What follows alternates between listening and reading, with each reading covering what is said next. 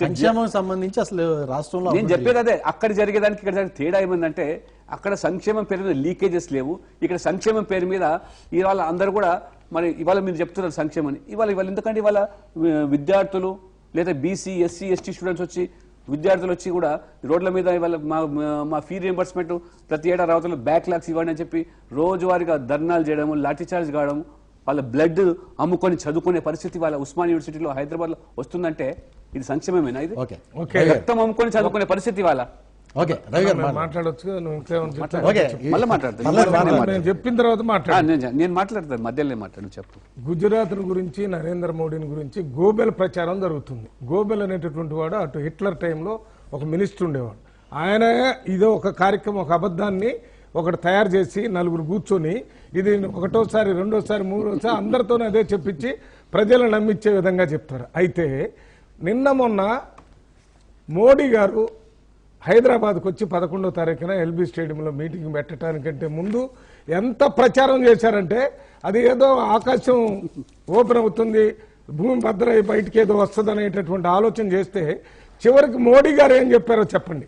మామూలుగా మోడీ గారు వచ్చిపోయి చెప్పింది ఏంటంటే మీరు కాంగ్రెస్ పార్టీకి వ్యతిరేకంగా ఓటేయండి, బీజేపీకి అనుకూలంగా ఓటేయండి, మేము అధికారంలోకి వస్తాం, మేము పరిపాలన. ఇది మామూలు బీజేపీ నాయకుడు కూడా ఎవరైనా చెప్పగలరు. ఒక జాతీయ నాయకుడుగా గుర్తింపు తెచ్చుకోవడానికి వచ్చినటువంటి నాయకుడు, ప్రధానమంత్రి కావాలన్నటువంటి నాయకుడు, ఒక దేశ భద్రతను గురించి రాజకీయ ఓట్ల కోసం మాట్లాడితే ఏ రకంగా ఉంటుంది? డిప్లొమాటిక్ వేస్లో మనం ఏం చేయాలి? ముందు 4-5 ఆ పక్కనున్న దేశాలతోని ఎప్పటికప్పుడు మనం ఇవేమున్నాయి మన 2-3 రకాలుగా వాటిని ఏమంటాం మనం, అన్ని చివరిలో యుద్ధం. దానికంటే ముందు ఏం చేయాలా? సామధాన భేద దండోపాయాలు. సామధాన రాసి పెట్టారు. సామధాన భేద దండోపాయాలు అంటే ముందు ఇవన్నీ ఉపయోగించి పాకిస్తాన్ తోని, చైనాతోని, బంగ్లాదేశ్ తోని చేయాలి. అది ఇంకొకటి ఏంటంటే, నేను మన మోడీ గారి కంటే ముందు ఒక ఆయన మాట్లాడాడు కరీంనగర్ నుంచి. ఆయన మాట్లాడితే ఆయన మామూలు వ్యక్తి అనుకున్నాను. మోడీ గారు కూడా ఇదే దేశ భద్రత గురించి మాట్లాడి భారతదేశం ఏం చేయటం లేదంటే, దేశ భద్రత విషయం వచ్చినప్పుడు వాజ్పేయి ఉండని, ఇందిరాగాంధీ ఉండని, ఎవరు ప్రైమ్ మినిస్టర్ ఉన్నా అందరం కలిసి దేశం గురించి పోరాటం చేసేటట్టు ఉండాలా వాళ్ళ మీద. అంతేగాని పక్కనేదో చిన్న ఇది వచ్చింది దాని మీద వెంటనే నేనైతే వారు చేస్తాను, ఆయన చేయలేదని చెప్పడం వల్ల ప్రజల్లో మనం ఒక రకమైనటువంటి డివిజన్ తీసుకొని వచ్చి దేశ భద్రతలో ఇబ్బంది కలిగే విధంగా అది మంచి పద్ధతి. అది నెంబర్ 1. నెంబర్ 2, ఇప్పుడు సార్ ఒకటి ఇంక్లూజివ్ గ్రోత్ గురించి చెప్పాడు. ఏదో కొత్త మాట ఒకటి తెచ్చారు కాంగ్రెస్ పార్టీ వాళ్ళు, ఇంక్లూజివ్ గ్రోత్ అని. ఏంటిది ఇప్పుడే గుర్తొచ్చిందా అని మొన్న మోడీ గారు డయాస్ మీద అంటే నేను ఆశ్చర్యపోయాను. ఇంక్లూజివ్ గ్రోత్ వల్ల ఏం జరిగిద్దంటే, ఇంక్లూజివ్ గ్రోత్ వల్ల సామాజిక, ఆర్థిక, రాజకీయ అసమానతలు తగ్గిపోతాయి. నక్సలైట్ సమస్య పరిష్కారం ఇంక్లూజివ్ గ్రోత్ వల్ల. అందువల్ల దీన్ని ఒక పెద్ద ఎజెండా లాగా తీసుకొని మన ప్లానింగ్ బోర్డు కానీ, ప్రైమ్ మినిస్టర్ కానీ, భారత ప్రభుత్వం కానీ ఇంక్లూజివ్ గ్రోత్ అనేది it is a must now. ఆ రోజులు పోయినాయి. తప్పు మేము తీసుకున్న దాన్ని మన మోడీ గారు అవహేళన చేస్తున్నాడు. నేను చెప్పాను ఇదేంటి ఇంక్లూజివ్ గ్రోత్ గురించి కూడా మీరు అవగాహన లేకుండా మాట్లాడితే ఇంక్లూజివ్ గ్రోత్ ఎందుకు అవసరమో చెప్పాను. ఫుడ్ సెక్యూరిటీ గురించి కూడా ఏంటి, ఒకటి పళ్ళెంలో ఒక రొట్టె రావాలంటే ఇప్పుడేమో వీళ్ళు ఫుడ్ సెక్యూరిటీ తెస్తారా, లేకపోతే అది తెస్తారా, ఇది తెస్తారంటే ఫుడ్ సెక్యూరిటీ ఒకటండి. ఫుడ్ సెక్యూరిటీ గురించి కూడా ఆయన కామెంట్కి నేను చాలా ఆశ్చర్యపోయాను.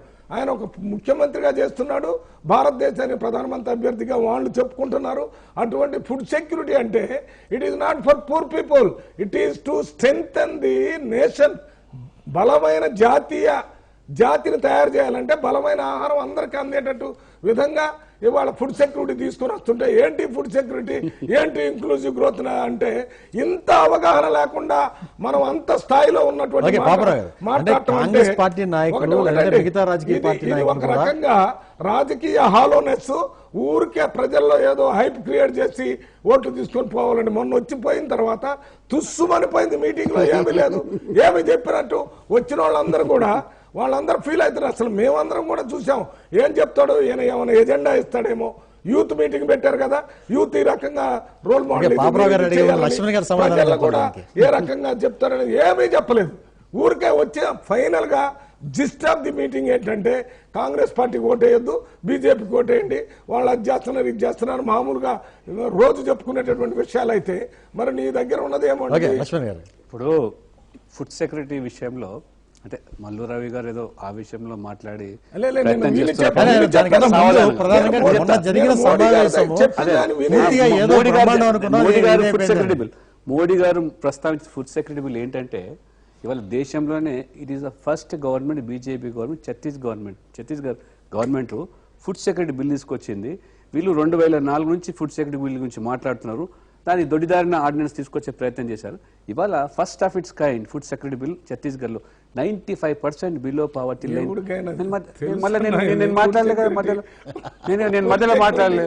ఆహార భద్రత బిల్ అనేది ఒక సమగ్రమైనటువంటిది, పటిష్టమైనటువంటి చట్టబద్ధత కూడుకున్న బిల్లు. ఛత్తీస్గఢ్ బిల్లు ఇవాళ మన మాదిరిగా కాదు. డాక్టర్ రమణ్ సింగ్ చావల్ బాబాగా పేదవాళ్ళు ఆయన కొనియాడుతున్నారు. అక్కడ పబ్లిక్ డిస్ట్రిబ్యూషన్ సిస్టమ్ కూడా చాలా సైంటిఫిక్ గా శాస్త్రీయ పద్ధతుల్లో 95% పబ్లిక్ రీచ్ అయ్యేటువంటి కార్యక్రమం అక్కడ. కానీ మీరు అదే భారతీయ జనతా పార్టీ పాలిత రాష్ట్రాలు మిగతా ఛత్తీస్గఢ్ అట్లాంటివి చూసుకుంటే అక్కడ చాలా ఘోరంగా ఉంది పరిస్థితి. అక్కడ వాళ్ళు రోగాలతో చనిపోతున్న, డయేరియాతో చనిపోతున్న పరిస్థితి ఉంది. నక్సలిజం చాలా ఎక్కువగా ఉండి నాయకులు కూడా చచ్చిపోయారు. అదే దీని మీద చర్చలోకి వెళ్ళబోయే ముందు ఇప్పుడు చిన్న బ్రేక్ తీసుకుందాం. బ్రేక్ నుంచి వచ్చిన తర్వాత బీజేపీ పాలిత రాష్ట్రాలు అన్నింటిలో కూడా అభివృద్ధి జరుగుతుందా, మోడీ చేస్తుంది నిజంగా ప్రచారం మాత్రమేనా అన్న చర్చలకు కొనసాగిద్దాం. ఓకే.